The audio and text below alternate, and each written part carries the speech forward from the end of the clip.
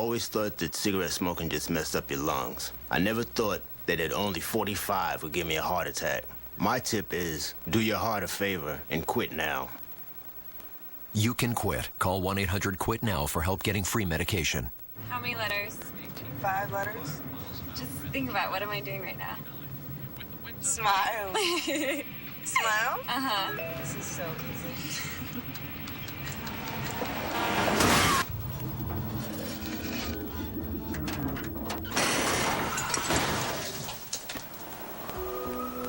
Nobody likes to be stopped by the police.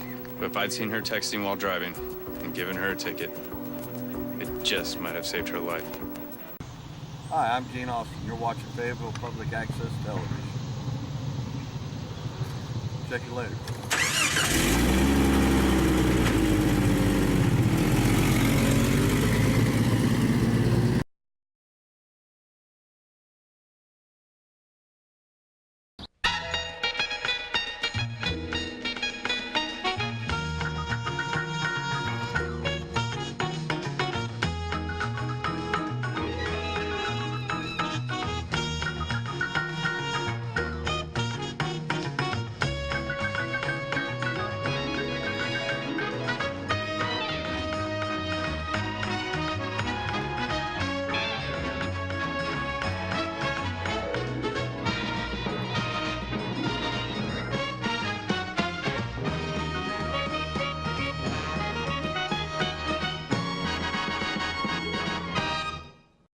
Hi, with us tonight is Betsey Wright. Betsey's involved with the anti-death penalty movement in Arkansas, and I guess you're a death penalty abolitionist. That's correct. And how did you become involved in the anti-death penalty movement?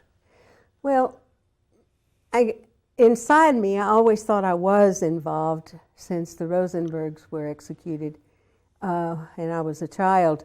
But I wasn't, because I didn't really know how to get rid of the death penalty. Yeah.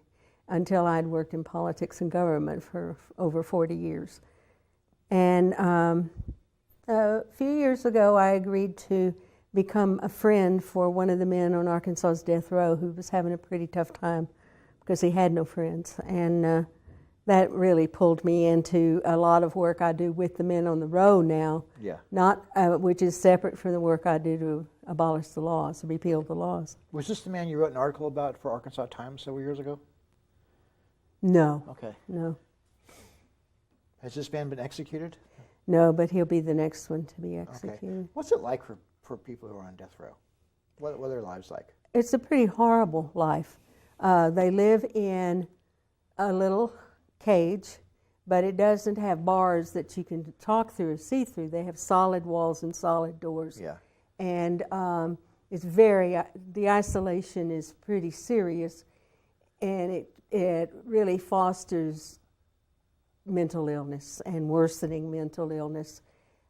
And I call it a bathroom, that instead of a tub, they have a concrete slab that a little pallet goes on to sleep on, but their shower is in there and their toilet is in there. It's a small place that they get up every day remembering that our government wants to kill them, and it doesn't matter what they do. The government wants to kill them.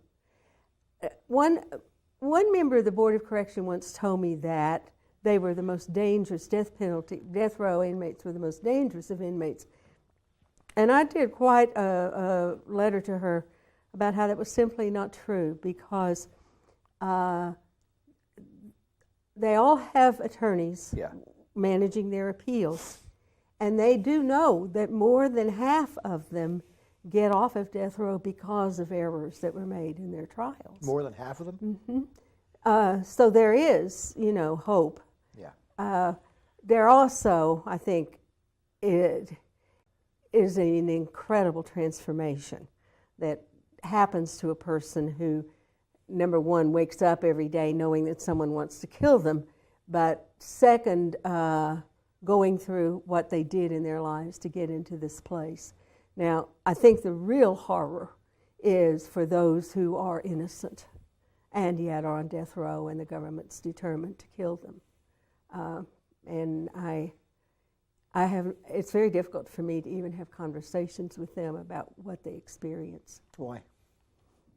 I feel like I am encouraging their anger, and that does them no good right now. But bitterness and anger are almost inevitable when an innocent person is on death row. And we have 3 that I believe are innocent of these crimes, Right. Of a crime of murder. And I do know several exonerees now from other states who've gotten, after many years of living on death row, and the horror of it. And they are amazingly not bitter and not angry.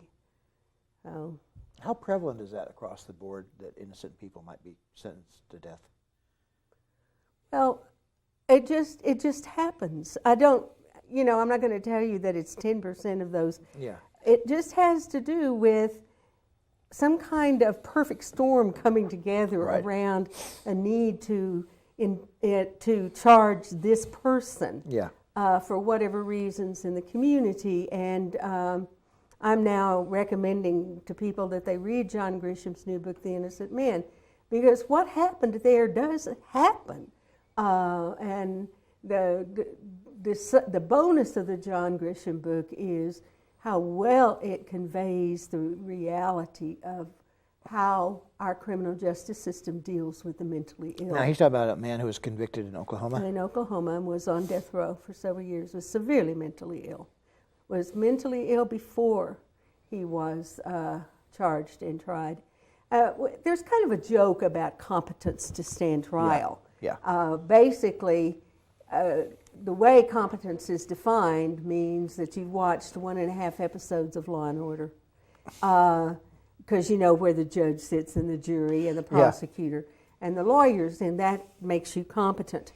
You can be competent to stand trial and be a stark, raving, insane person. And there is little grasp, even among the psychologists who work for the state in determining these things, that a person in something as simple as severe clinical depression is not capable of making the judgments required of assisting their lawyer. That when you're in a severe clinical depression, you do not absorb things in a normal way. And that's much easier to treat than the paranoia and the schizophrenia that is the most prevalent on the row. So why can't people grasp that? Why can't mental health professionals grasp that? I don't know. It's amazing to me how quickly they become tools of one side or the other, rather than being just neutral and just operating for their profession, not for one side or the other. How many people are on death row in Arkansas? We have 35 on death row right now, and that actually is a lower number than we have had sometime. Several people have gotten off in the last couple of years because of trial errors, and then we've had a couple of executions. Unfortunately, I think that the pipeline is such that we will have a number of executions in 2007. That there are several who came in about the same time, and their appeals are up. Where are they located? Where's the death row located in The Arkansas? death row is at the Supermax, which is at Varner, just north of Dumas. And it is a super inhuman concept. I have now listened to and read things former wardens of Supermaxes talk about how excited they were when the concept first came up and how they have learned how bad an idea The whole it is. Supermax concept is bad for anybody, whether on death row or not, isn't it? Absolutely. Well, and it has nothing to do with death row, but one of the points the former wardens were making was do not ever release someone directly from a Supermax out to the streets. Really? That they have got to be re-socialized and learn to interact with people and some of those basic societal rules of interaction. And every week I go down there and I watch them release people straight out of the Supermax. We're going to go right back in again, probably. Absolutely. Absolutely, they'll be back. And I don't think that you should treat people the way that they are treated, who you know are going to flatten their terms and get out. Yeah. They're putting them in a Supermax, and the almost inhuman way that Yeah. existence just builds rage in a heart. Right. And we don't need people in the streets with rage in their hearts. No. It's an opposite. It's the opposite of what the goal of a prison should be. Yeah. Now, how are executions carried out in Arkansas? By lethal injection. Now, our lethal injection procedures, like most other states, are under court review right now. Actually, the Attorney General's office is challenging one of the plaintiffs. This is civil litigation. This is not criminal litigation. And so the whole thing is on hold until this decision about whether one of the plaintiffs can stay in it or not happens. And then Judge Susan Wright will convene hearings about the procedures and whether they require a level of expertise that is not available to people who do EMS work and for just first aid, ambulance work. That these chemicals, some of them require the knowledge of and training of anesthesiologists, and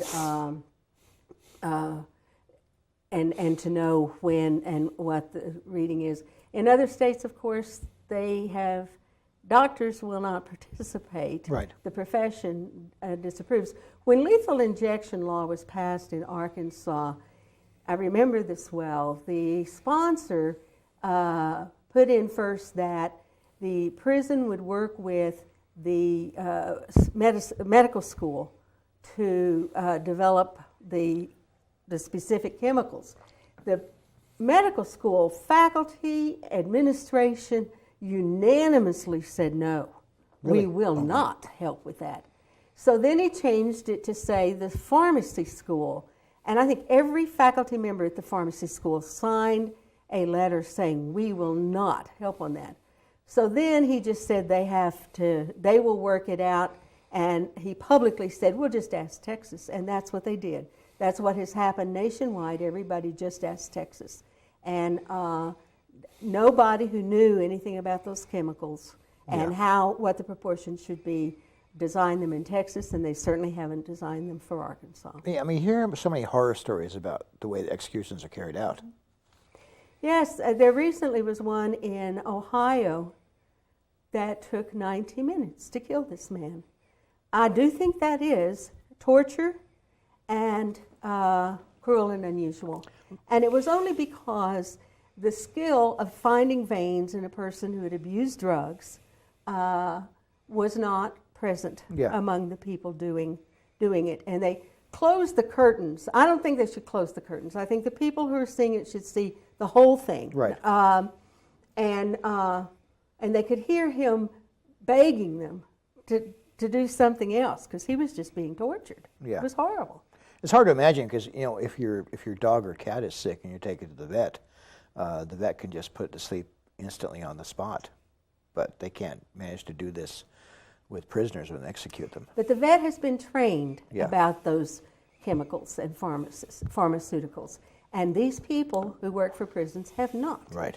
And it turns out that the state of Missouri had a medical doctor doing the lethal injections, but what came out in the hearing that the federal court had was that the guy was dyslexic, he didn't know there was a protocol, and said he couldn't read numbers. So, it's not a medical doctor I would prize, but and he clearly was botching. I wouldn't go for that guy for a hangnail. No, he was botching executions right and left. And if you're going to murder somebody, don't torture them in the process. Yeah. And our government murders these people. It's illegal murder, but I know people always say it's not murder, but it is. It is an intentional taking of life. And I wish that everybody would just acknowledge that that's what we're doing. We're killing these people. Why do you think it's not more of a hot topic debate in the United States, the death penalty? Nobody wants to talk about it. They just want it to be something that happens over there, and somebody else deals with the mess. We don't have to. Our people go around. We have a lot of streaks of revenge need in this country. And so there's a lot of talk about it without focusing on the reality of it. I wish that they would televise executions. I wish that people really saw what our government agents do on our behalf to healthy human beings who are walked into a room, laid on a gurney, and killed. Now, people always say, well, they killed somebody. Yeah. And I always say, I do not use them as my role models. I will not copy their behavior. Why would we want our government to act like they did? Yeah. We disapprove of what they did. Yeah. And of course, and some people make the argument, well, it's a deterrent to crime. Yeah. But does that hold water? It does not hold water. Police and, no law enforcement people really believe that it's a deterrent. Because the person who is committing a crime is not sitting there thinking about the consequences of a death penalty. I guess if that was true with all the prevalence of hanging in the Old West, nobody would ever killed anybody in the Old West. Yeah. So when people are on death row in Arkansas, they are there by themselves for 23 hours. They are allowed to go out for 1 hour of exercise a day. Yeah. The concrete boxes that the death row guys are allowed to exercise in, they're outdoors, and they have a cover over them that is a favorite roosting place of birds.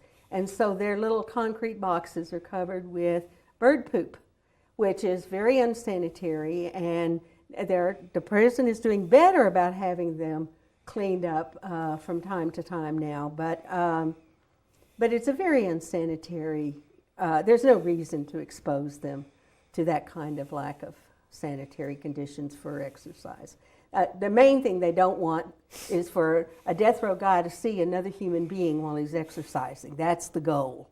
Keep him from seeing somebody else or talking to somebody else. I think that's inhuman. Why can't they talk to somebody? Yeah. Why can't they see somebody? The frontline officers who work in the barracks will always tell you that they prefer to work death row than any place else, because Really? the guys are so much more respectful and so much more quiet and orderly than other inmates. What about people who say, well, the execution provides a form of closure for the families involved, for the families of the victims? I think that this is a myth that's being foisted off on victims' families, because closure has to do with the loss of a loved one, and there isn't closure. That loved one is gone. That chair is forever empty. My niece was murdered, and almost 2 years ago now, and closure to me is to make peace somehow or another about her death. I'm still very angry about it, and until they make an arrest, I can't even start this horrible process I'm going to make myself go through about forgiveness, because I'm a Christian, and as a Christian I have to forgive. I must say that the people whose children were murdered up in Pennsylvania, the Amish, were a wonderful role model for me in that regard. But my family is desperate for justice in my niece's murder. I mean, really desperate. It was a pretty horrible murder, too. It was a horrible murder. She was mutilated, tortured, raped, and then finally killed. But in 21, at her apartment, and just, well, she was someone that we all had put a lot of hope in. Yeah. But we are desperate that they get this man off the streets, because that kind of a murderer does it again. Right. And I don't want anybody else suffering. I think I've now identified some more murders that the same person has done, and just they can't get him off the streets fast enough. We're desperate for justice. We want him locked up forever. None of us want him executed. Yeah. Because we feel that is revenge, and what we want is justice. And to be locked up for the rest of his life is justice. To kill him is revenge. Yeah. About the execution itself, when people come to execution, what's it like for the people who see the execution? Well, right now, they don't open the curtains for the witnesses to see the execution until the guy is on the gurney and has the needles in his arms. Yeah. So that they don't see any of that preparation. They certainly do not see a healthy human being walk in to the room, which I think is an important thing to see. That we're not taking some invalid. Right. This is, well, for our severely mentally ill guys, it is euthanasia. I mean, there's no way else around it. We as a society are just deciding we'd rather kill them than treat them. Yeah. But for the most part, we try to hide from it, and society doesn't want to talk about the death penalty. My friends run from me now because they know I'm so obsessed and that I can try. My record is to go 10 minutes without talking about the death penalty. People don't want to talk about it. I think it is in our best interest to talk about it. It doesn't matter to me whether you are for it or against it, as long as you came to that decision in a thoughtful manner that meant you thought about it for longer than 15 minutes. You looked at the way it is enforced, you looked at the way it's administered, and you are satisfied that it is fair. Of course, it is not fair. Right. And the people who commit the most heinous of these crimes are not on death row. Right. They got a plea bargain. They had good lawyers who got them off. The people on death row are poor. They are 61% black. They are people who didn't have roots in the community, or they killed a community leader, or they're mentally ill, mentally retarded. Your worst offenders are not on death row. And that is the myth our public is being told.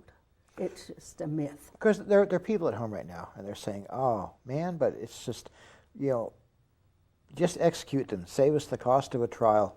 I mean, it costs so much money for the appeal process and to put them in jail. Wouldn't we just save money by executing these people?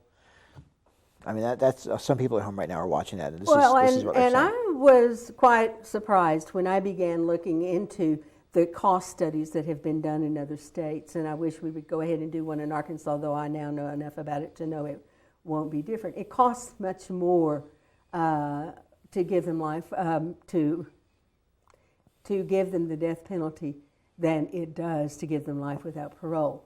The reason is that the initial trial costs are so much higher. I mean, we're talking millions of dollars. We're talking about expert witnesses, mitigation specialists, several lawyers, a bigger jury pool in order to get a death qualified jury. We're talking about longer trials than are normal, and the most of the cost is in that initial trial. And sure, appeals cost, but I've never quite understood why people are against appeals. If somebody was wrongly convicted, why wouldn't you want to find that out before they're executed? And in this country, one of the things that drives me the craziest is when they say, well, a jury found him guilty. 123 men, many of whom I have now met, have been freed from death rows in this country because evidence of their innocence was finally proven. And they got to walk off. Some of them after spending 16, 17, 18 years on death rows. And it was a case where police made a mistake, juries made a mistake, the prosecutors made a mistake. They're human beings. They make mistakes. And so this thing that a jury made the decision is just hogwash.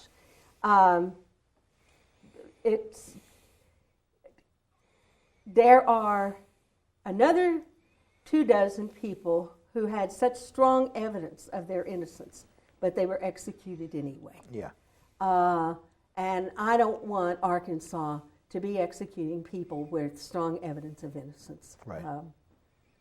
So is there a level, we talked about this earlier, the disparity in how people are able to afford lawyers, and some people don't make it to death row, some people are able to appeal and make plea bargains. Is there not a level playing field for people who are charged with capital crimes? There is no standard.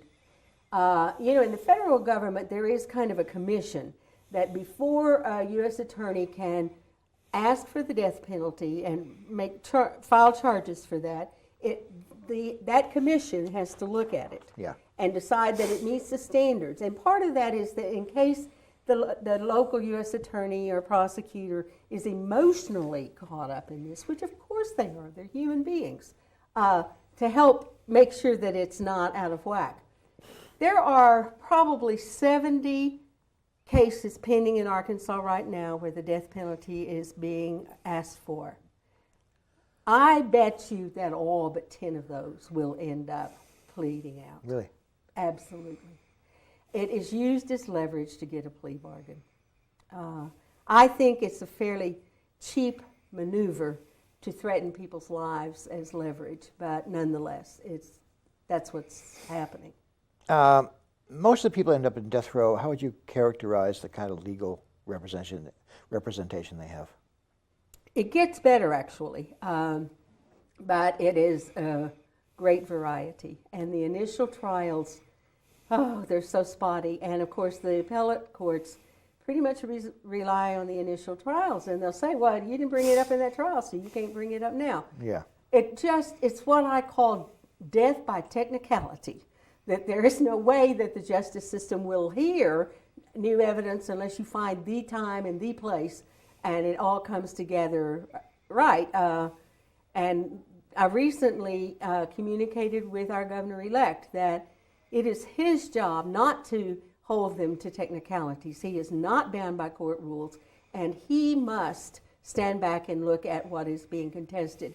And I think he must also look and see if people committing comparable crimes have been able to plea bargain or got lesser charges.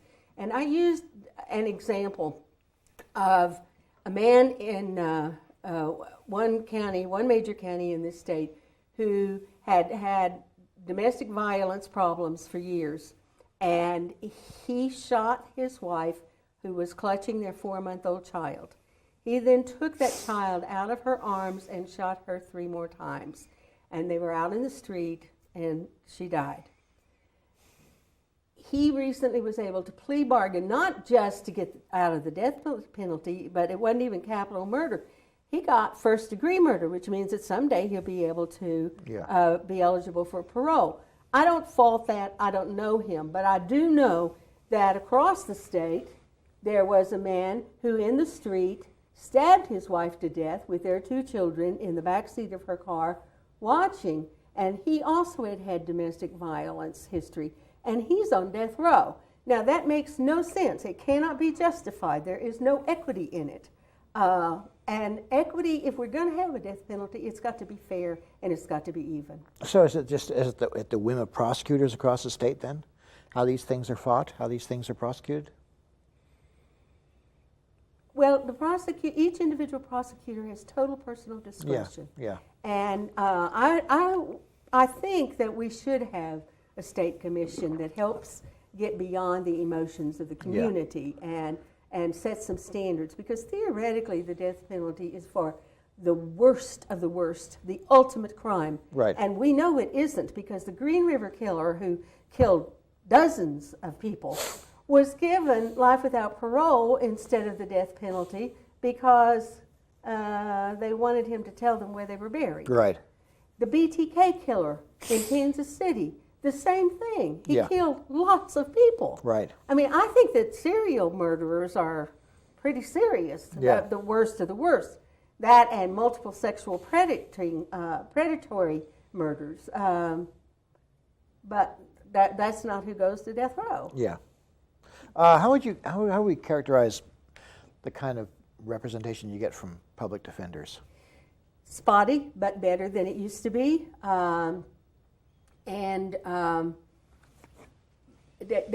Public defenders are hired by the local quorum courts in each county, and it depends on what the aspirations of that particular person are. If he wants eventually to be running for office or to go to work in the prosecutor's office or whatever, then those things help motivate the way he defends.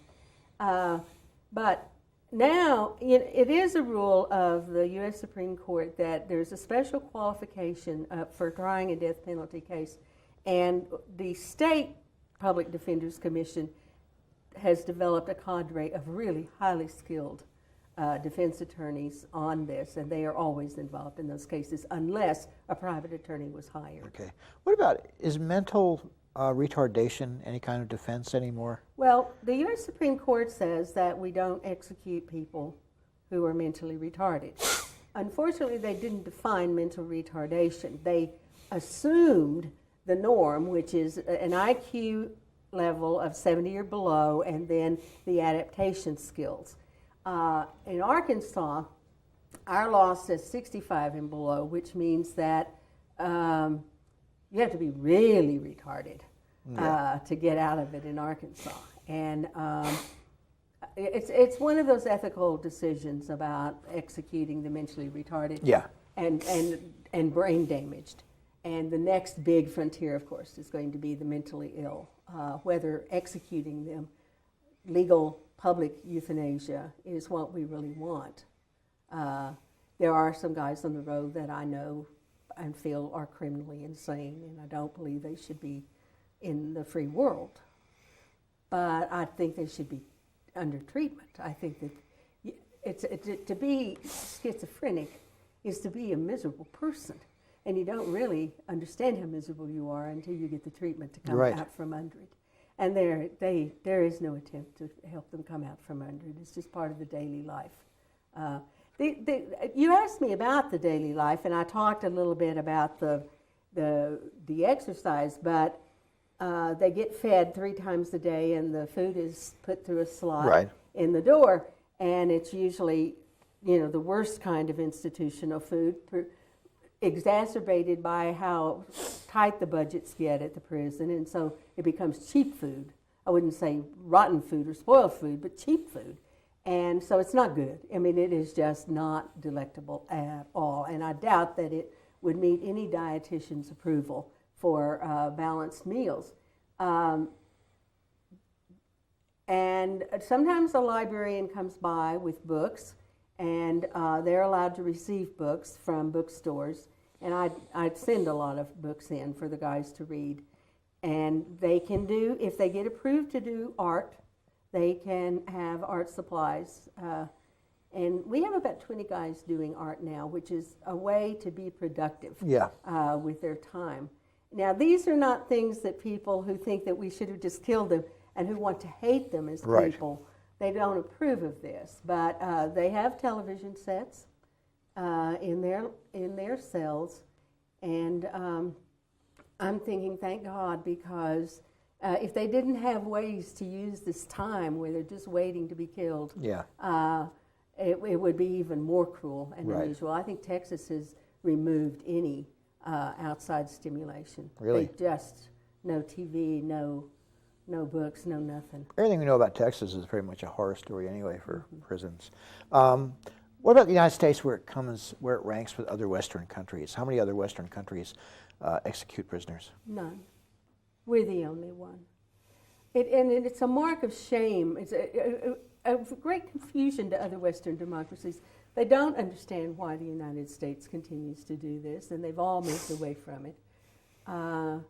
And I don't understand it either. There was a time when maybe we didn't have adequate prisons to lock people up and keep them from hitting the streets, but we definitely have adequate prisons. It's a major industry now. We definitely can lock them up, and they're not coming out and escaping. They're just not going to escape. How would you've worked in politics for a long time. How would you rate various Arkansas governors where it comes to the death penalty? Well, politicians who have goals and ambitions are never going to really think it through. And so they're all supportive of the death penalty. They're scared that the public support for the death penalty will end up killing them if they ever move around it. And they need cover. Governor Huckabee did grant clemency to one man from death row after some jurors came to him and talked about what they thought was an inappropriate way of, I forget what it was, presenting some evidence or something. But he clearly was backed up by these jurors who felt that it just really hadn't been up to snuff the way it had happened. And that guy is now doing very well in the general population of the prison. And you know, the governor I worked for believed in the death penalty, and I left the governor's office before there was an execution. We had 2 near executions in which it became very clear to me I would not survive being there for a real execution. I just could not do it. Yeah. Particularly since at that time we were looking at one guy that was so clearly mentally retarded. So how do you think Governor, oh my God, who's our Beebe? Governor-elect Beebe. Governor-elect Beebe. How do you think he might do? Well, you know, I've had conversations with him. He supports the death penalty, and I accept that. I'm not going to change his mind on that. But I do want to keep pushing him to look at whether it's enforced fairly and whether it's applied fairly. And so that's my goal with Governor-elect Beebe. And he is a person who strongly believes in fairness. That's part of his record. So I'm hopeful that where fairness was just thrown out the door pretty obviously, he will look at it. What's it like working with the legislature? You know, I have not worked that closely with the legislature with the term limits. It's so different. It is so different because the staff and the lobbies control things pretty much. I just think it's really not been a very healthy thing for government and for the elected representatives of the people. Well, how successful have you been at galvanizing people toward this movement? I'm just beginning, and there are a lot of people who oppose the death penalty and consider themselves part of that kind of a social movement, but they don't like politics, they don't want to be involved in politics, and they want a distance. I went through this with the Equal Rights Amendment, I went through it with the Vietnam War, but ultimately the decisions were going to be made by political people. And on the death penalty, our legislators, we're dependent on them for any changes that are going to get made. So it is political. It's a political issue. So I'm constantly trying to talk people who don't want to be political into becoming political. Everything's political. Well, yeah. Didn't the women's movement used to say the personal was political? Yeah, well, you know, we would have had the Equal Rights Amendment if we had not had that kind of a split in the women's movement. Because by the time everybody finally came around to understanding that it was a political decision in legislatures, and we in some cases were having to elect enough votes to the legislatures, it was too late. Yeah. It was too late. Well, maybe you'll be successful in the state of Arkansas at least. In other parts of the country, they've been very successful, haven't they, in removing the death penalty? No.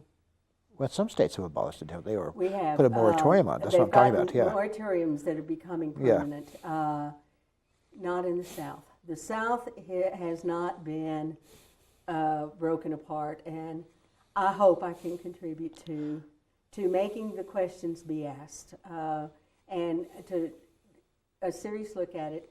I don't know how much longer I will be around, but I intend to work to repeal the Arkansas death penalty laws for the rest of my life. Why do you think the South is so solidly behind the death penalty? Is that a cultural thing, or? I think it is cultural, and I think that, you know, it's the shoot 'em up cowboy revenge, we're tough guys mentality, and you know, let's kill some people. This is the legal modern way of let's kill some people. Yeah. I think that most of those people who talk that way, that if they had a kind of conversation about how it works, most of them would come around. It's almost an Old Testament way of looking at things too. Sort of an eye for an eye.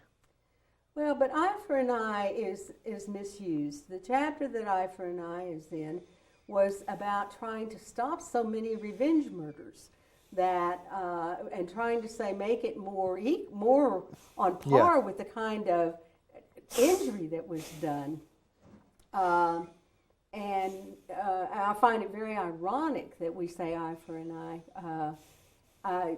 And also, Jesus, throughout the eye for an eye, he said, You have heard it said, eye for an eye, but I say to you, love your enemies.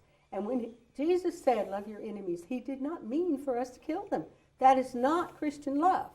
So I feel very strongly in the way I interpret the teachings of Jesus, and other people who support the death penalty feel very strongly theirs. I do know that we do some things in our criminal justice system that are similar to the Hebrew law, and make it stronger, make it better.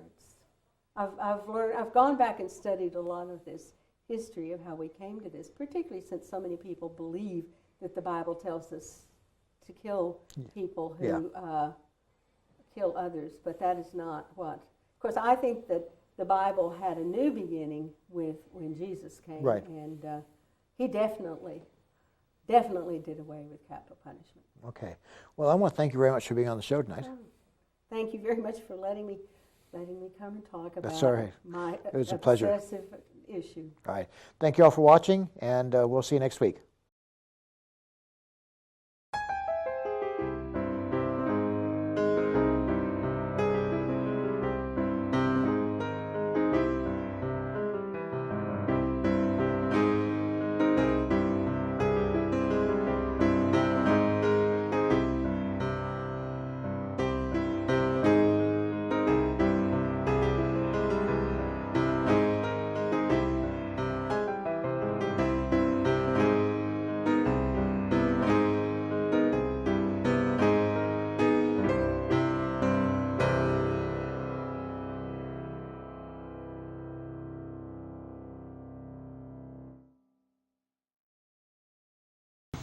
Hi, I'm Gene Austin. You're watching Fayetteville Public Access Television. Check you later.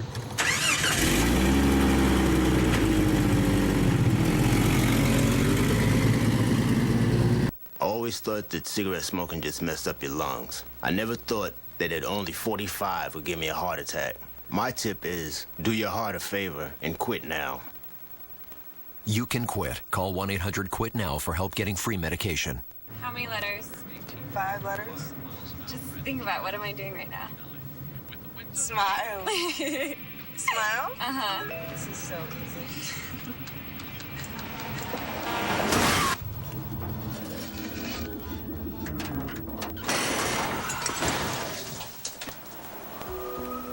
Nobody likes to be stopped by the police. But if I'd seen her texting while driving and given her a ticket, it just might have saved her life.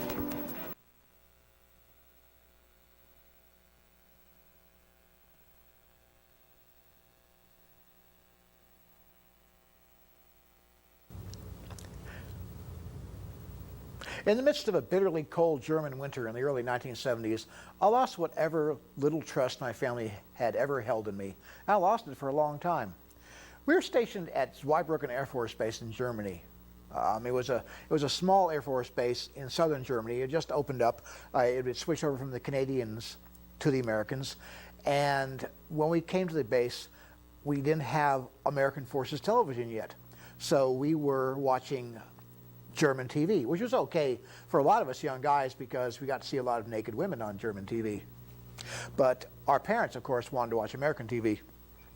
American TV at that time consisted of shows that you'd watched on stateside TV about 2 years before, but it was better than nothing. So we were basically watching German TV and not understanding what we were watching because very few of us actually understood German. So I had a plan that I cooked up one day. I said to my mother, you know, I'm taking German in school. I can translate these shows for us. Now, what I neglected to tell my parents was that I was actually flunking German. But they didn't need to know that. So from that point on, I began sort of translating German TV shows for my family while we could watch. Now, bear in mind that police shows all around the world kind of follow the same pattern. There's a bad guy, there's a good guy, there's a shootout, the bad guy kills somebody, the good guy kills the bad guy. You don't get really too complicated, so we're okay there. Kind of stayed away from Mission Impossible because those plots were kind of hard to understand when they were in English. Bonanza is really easy to translate. Gunsmoke's real easy to translate. Flintstones, I mean, who doesn't remember all the plots of the Flintstones? So we were going well. We were going really well for about 4 months. I was on a roll. And there's historical precedence for this. Around Samuel Johnson's time in Britain, there was a famous con man who was teaching missionaries an entirely fictitious language so they could go to the South Sea Islands and convert natives, convert the cannibals, as it were. So hordes of missionaries went to these islands and were never heard from again. Now, my fate was better than this con man's. So I was translating these TV shows. My family was entertained. I was sort of like Scheherazade, and I never got my head cut off. Except one night, my mother's favorite movie came on German TV, A Night to Remember, all about the sinking of the Titanic. My mother said, "Boy, this is my favorite movie. I've seen it several times." Man, I was ready. I was ready to go. I was going to translate this movie for my mother. Now, I'm older now, and I realized something that I didn't realize when I was 16. When someone says, "This is my favorite movie, and I've seen it several times," it also means they've listened to it several times, and they know the dialogue, and they know what happens. So all I really knew about Night to Remember was the ship sinks at the end, which is kind of like what happened to me. So I'm on a roll that night. I'm determined. I'm going to make this a really entertaining experience for my mother. So I'm just making up all these stories about all these passengers, and finally at one point I look over at her, and my mother's not actually watching TV. She's just looking at me. And finally she says, "You've been making this up all along, haven't you?" I said, "Well, it kept you happy, didn't it?" Man, you'd have thought I was Jack the Ripper. So, I mean, no more German TV. It's like they didn't trust me for anything. If I said the sun was out, they sent one of my sisters out to make sure. So, it was a sad thing, and I didn't really have the family's trust again for many years to come. And on top of that, I still flunked German.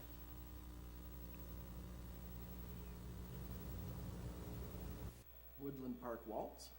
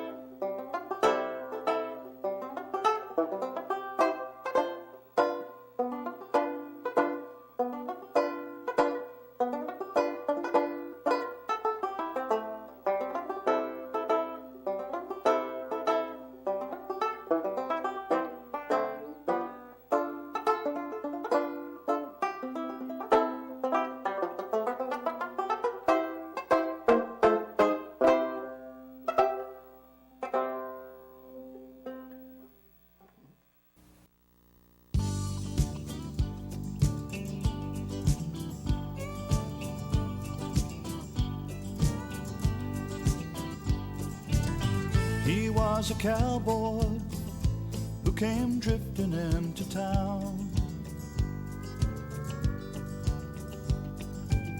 She was a local girl who hadn't been around.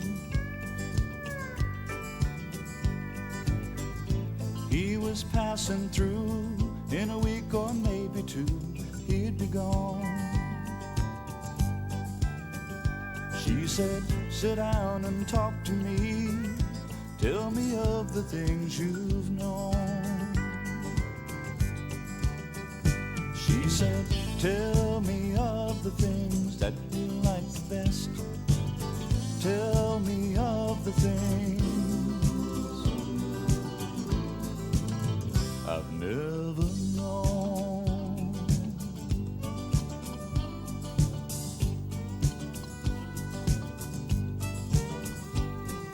The local girl and the cowboy, they both knew they'd found a friend. He was tired of drifting, and this might be the time to settle down. She said, settle down and stay with me, I'll show you things you've never known. We won't ever be alone, and you will always have a home. She said, tell me of the things that you like the best. Tell me of the things I've never known. She said, tell me of the things that you like the best. Tell me of the things I've never known.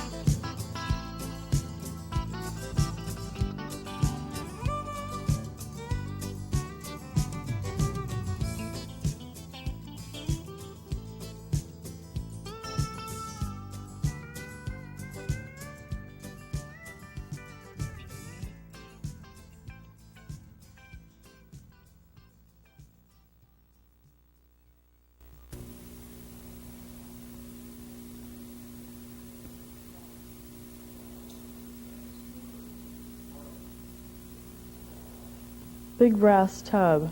Big brass tub sitting on a sink, holding a soaked sponge, grabbing at a tin plate or a low-slung whiskey glass, swiping a tall glug from the favorite coffee mug. Wash the grinds down the drain. Grinds, suds, sucked into big swirling Hudson River, catching my breakfast duties and remnants.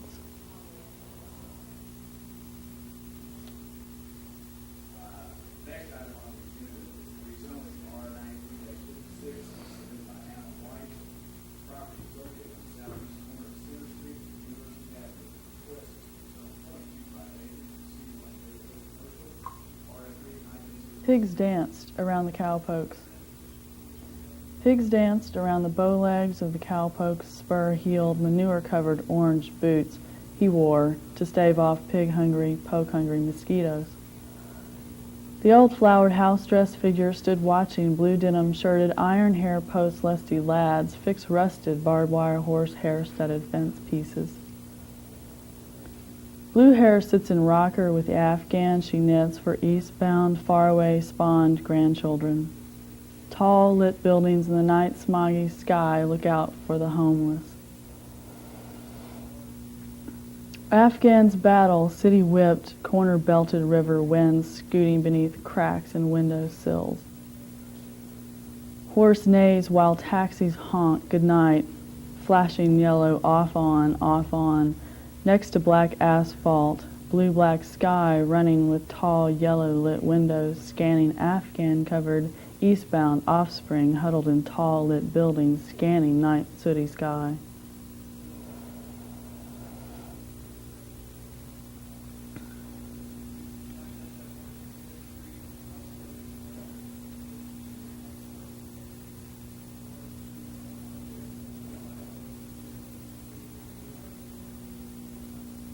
The end. Politics in general and jobs that don't pay enough, 40-hour work weeks, books full of boring stuff, schools that should teach but kids don't learn a thing. These are a few of my least favorite things. Healthcare that won't heal and how people treat the earth, paying tolls and taxes, disbelief in self-worth, bitter cold winters that cut into spring. These are a few of my least favorite things. Religions that claim they're true, don't get me started. Standards that double and people cold-hearted. Judgment and bias when freedom don't ring. These are a few of my least favorite things. All the lying, all the killing. When I'm depressed and sad, I add that to all of my least favorite things, and then I feel really bad.